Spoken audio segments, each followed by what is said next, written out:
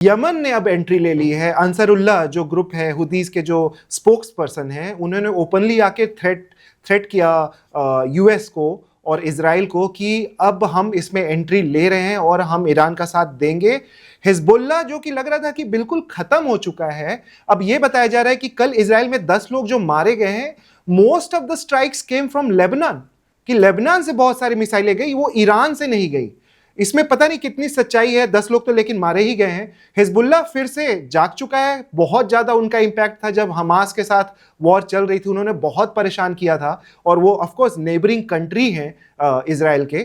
तो आपको लगता है कि ये बहुत मामला गंभीर होने वाला है और जो इनके रेजिस्टेंस फोर्सेस हैं ईरान के, दे आर बैक?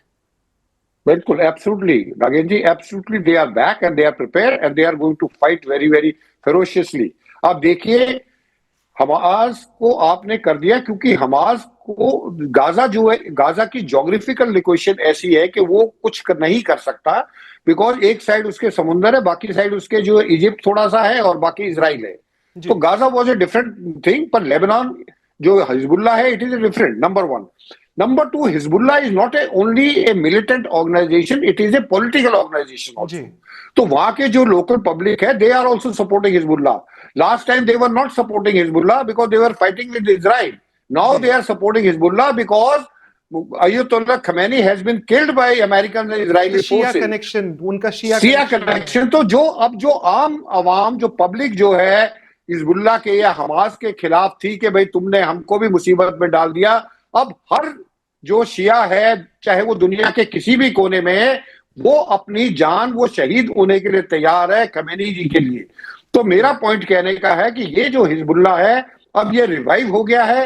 हौतीस का तुम पहले भी कोई नुकसान खास नहीं कर सके थे, सिर्फ मिसाइल दाग सकते हो, मिसाइल हौतीस भी डाल सकते हो। सबसे ज्यादा जो हौतीस की जो एडवांटेज है वो ये है कि जितना आपने स्टेट ऑफ हॉर्मुज जो है बंद करा दी है, आपने रेड सी के अंदर हॉर्मुज अगर नहीं, कार्गो शिप्स को नहीं जाने देगा, और खासतौर पर अमेरिकन की या इजरायली स्पॉन्सर्ड कार्गो शिप्स जो हैं, और या जो मिडिल ईस्ट की कंट्रीज है उनके कार्गो शिप्स है, तो आप देखिए कितना बड़ा संकट जो है मिडिल ईस्ट में नहीं, पूरी दुनिया के लिए कितना बड़ा संकट क्रिएट हो चुका है।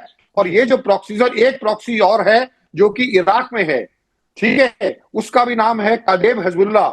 वो उन्होंने भी कसम खाई है, लड़ाई होने से 2 दिन पहले उन्होंने अपने फाइटर्स को कहा है कि अगर लड़ाई होती है तो आप जो है शहीद होने के लिए तैयार हो जाओ। तो ये खमेनी साहब को मार के इन्होंने बहुत बड़ी गलती करी है। अब पूरा का पूरा शिया जो है कम्युनिटी है, वो ईरान की जो है, चाहे ईरान में हो चाहे बाहर कहीं हो, इजराइल और अमेरिका का सबसे बड़ा दुश्मन बन चुका है। और ये जो है लड़ाई, जब तक एक भी शिया जिंदा है, ये लड़ाई जो है बंद होने नहीं आएगी।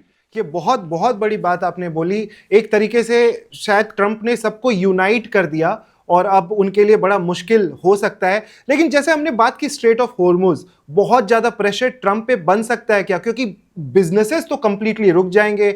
यहां तो केवल एक देश की बात नहीं, भारत की भी बात है और चाइना इसमें इन्वॉल्व है ही। फिर आपके ऑस्ट्रेलियन ऑयल्स तक आते हैं, स्ट्रेट ऑफ हॉर्मुज वहां उधर की रिफाइनरी से होकर के आते हैं। तो आप थोड़ा समझाइए कि ट्रंप के ऊपर कोई प्रेशर डाल सकता है क्या? हो सकता है कि देश ना डाल पाए, लेकिन ये जो बिजनेसमैन है जो ट्रंप को वहां पे बिठा रखा है जिन्होंने, या आरामको जैसी कंपनीज हैं, इतना सारा पैसा और इतना कुछ इन्वॉल्व होता है, तो ट्रंप के ऊपर कोई ऐसा इंसान है जो प्रेशर बना सकता है और वो बैकफुट पे आ सकते हैं, क्योंकि स्टेट ऑफ हॉर्मुज पूरा ईरान और हुतीज के कंट्रोल में है?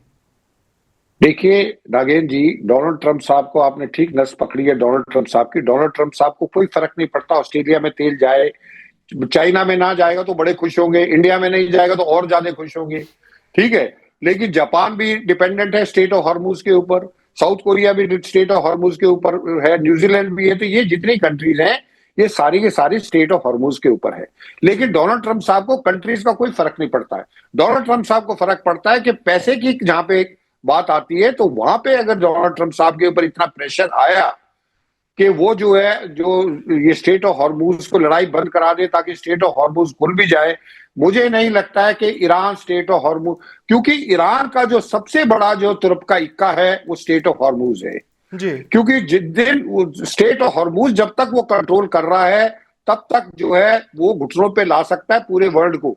लेकिन अगर स्टेट ऑफ हॉर्मूज उनके हाथ से निकल जाता है तो फिर ईरान के पास कुछ नहीं रह जाएगा। तो मुझे लगता है स्टेट ऑफ हॉर्मूज के लिए ईरान आखिरी गोली, जो कहते हैं आखिरी गोले तक जो है स्टेट ऑफ हॉर्मूज को खुलने नहीं देगा वो।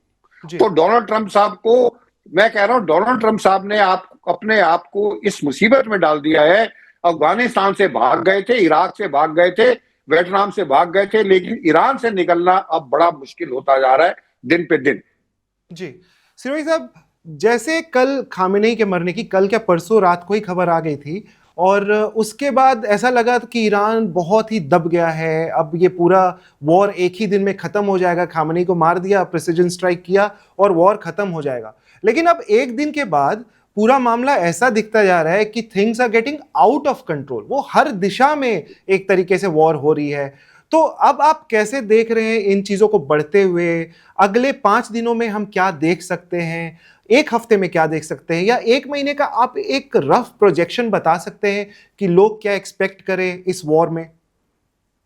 देखिए, जिस तरीके से नुकसान हो रहा है, ये तो मैं मानता हूं कि लड़ाई जो है ना तो अब डोनाल्ड ट्रंप साहब बंद कर सकते हैं, ना तो इजराइल बंद कर सकता है, और ना ही ईरान कर सकता है। तीनों के लिए अब वो सिचुएशन आ चुकी है कि जैसे मुंह में छछूंदर है, ना निगली जाएगी ना बाहर फेंकी जाएगी।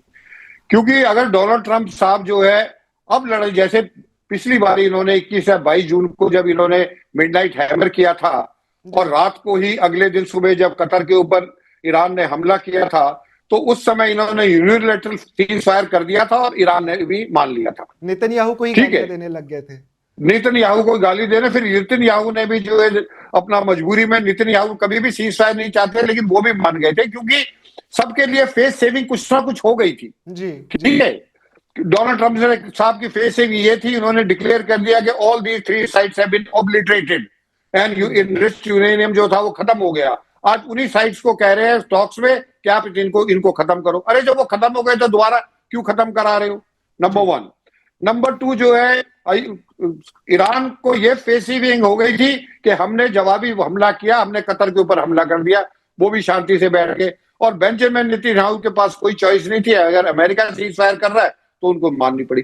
इस बारी तीनों की सिचुएशन ऐसी है कि तीनों के तीनों जो है सीज फायर मानने के लिए तैयार नहीं हो सकते। ईरान नहीं मानेगा क्योंकि उनका तुमने सुप्रीम लीडर जो है, जिसको वो इतने सालों से पूछते आए हैं, उसको आपने मार दिया। उसको नहीं मारा, उसकी लड़की को मार दिया, देवती को मार दिया, उसके दामाद को मार दिया, और बाकी जो उनके जो टॉप लीडरशिप थी उनको आपने खत्म कर दिया। तो how will they accept this कि भाई हमने अपने लीडर मरवा दिए और हमें कोई एतराज नहीं, चलो शांति कर लो। नंबर 1।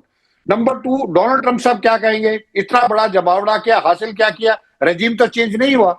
अयोतले खमेनी मरा है लेकिन रजीम चेंज नहीं हुआ है। They are still in control. उनका अपना जो काउंसिल बना रही है उन्होंने, वॉर काउंसिल, और उसको वॉर काउंसिल लड़ाई लड़ रही है। रजीम भी चेंज नहीं हुआ। अब इजराइल क्या मुंह दिखाएगा कि जी Israel was the first one to strike, और इजराइल अब अपने आप लड़ाई में। तो ये तीनों के तीनों ऐसे फंस चुके हैं कि इसमें से तीनों का निकलना जो है बहुत मुश्किल है। अब इसमें वही हार मानेगा जिसके पास हथियार या लड़ने की क्षमता खत्म हो जाएगी। तो उस Subscribe to One India and never miss an update.